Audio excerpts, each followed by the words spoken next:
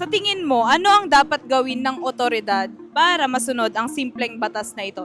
Dapat hindi sila bias. Dapat i-improve muna ang sarili nila. Dapat titikitan sila. Sila rin kasi minsan yung sumusuway. Dapat hindi sila bias kasi pumusi sa ganyan is pag tropa, pinahayaan na lang or gumagamit sila ng pera, which is dapat po hindi. Dapat i-improve muna ang sarili nila. Kasi silang gumagawa niyan eh. Para sa akin po, dapat higpitan lang po talaga ang pagdisiplina sa tao.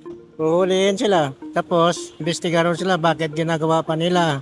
May nakapaskil na, ginagawa pa nila ang ilang hindi dapat gawin. Dapat titikitan sila. Sila may mga ano yan eh, violation yan eh, para sumunod. So, higpitan pa nila lalo yung mga batas na dapat masunod pa ng mga tao. Sila rin kasi minsan yung sumusuway. So, kahit anong gawin natin, kung sila mismo hindi sila susunod, wala rin. Yung technology naman po natin ngayon is umaangat na.